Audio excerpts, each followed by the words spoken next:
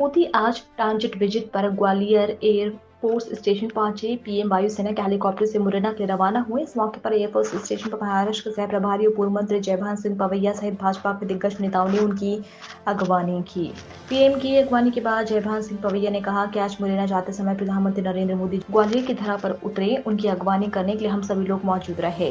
मुलाकात के दौरान प्रधानमंत्री जी के चेहरे को हम भी पढ़ पाए हैं। वह अपने कामों के बल पर आत्मविश्वास से सराबोर है और जनता का समर्थन दूसरे चरण में और तेजी से मिल रहा है। इसलिए पीएम मोदी के चेहरे पर विजय का विश्वास हम देख पाए। प्रधानमंत्री जी जब मिलते हैं तो प्रेम से सभी को कुलेक्शन पूछते हैं। अंचल की सीट पर क्या परिणाम रहने वाले हैं, इसका जवाब देते हुए पवैया ने कहा कि जनता ही तय करेगी और जनता ही तय करती है। संयुक्त के बयान पर कहा कि कांग्रेस के घोषणा पत्र पर पवैया ने जुबानी हमला बोला है और कहा कि कांग्रेस की बौखलाहट है चुनाव है और चुनाव में जब कांग्रेस प्रधानमंत्री पर हमला बोल रहे हैं तो उनके घोषणा पत्र पर नंगा सच ये है और जनता सब कुछ जानने लगी है। जब सच रखा गया है तो प्रधानमंत्री जी पर बौखला रहे हैं, सफाई दे रहे हैं। देखिए, आज मुरैना जाते समय माननीय प्रधानमंत्री जी ग्वालियर की धरा पर उतरे और उनकी आगवानी करने के लिए हम सब लोग आए थे। प्रधानमंत्री जी का हमने आगवानी की, इतना ही कह सकते हैं।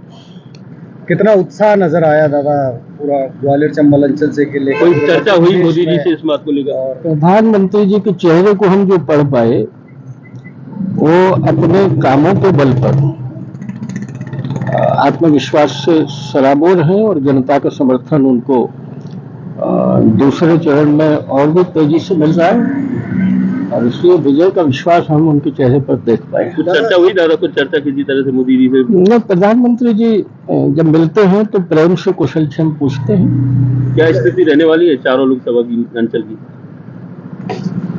तो जनता तय करती है, जनता हमारे साथ है।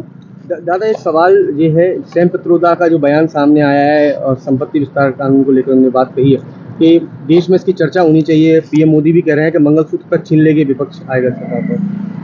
नहीं, कांग्रेस की बौखलाहट है भाई, ये चुनाव है और चुनाव में जब कांग्रेस प्रधानमंत्री पर हमला कर रही है तो हम उनके घोषणा पत्र का जो नंगा सच है वो जनता के सामने नहीं रखेंगे और वो जो सच रखा जा रहा है तो प्रधानमंत्री जी पर बौखला रहे हैं, सफाई दे रहे हैं। अपने घोषणा पत्र को उन्होंने लिखा है वो भी नहीं पढ़ पाए हैं क्या? जनता को धोखे में रखना चाहते हैं और हम जनता के साथ धोखा नहीं होना चाहिए। विपक्ष ये भी बोल रहा है कि अगर एक बार फिर से पीएम मोदी की सरकार आ गई तो देश के जितनी भी मस्जिदें हैं उनको हटा दिया जाएगा, मंदिर स्थापित कर दिए जाएंगे उन जगहों पर।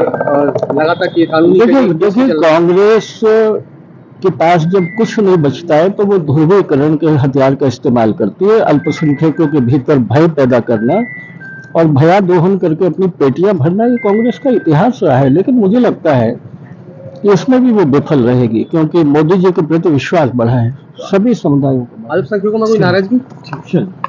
अल्पसंख्यक घबराए हुए हैं दादा। एक मिनट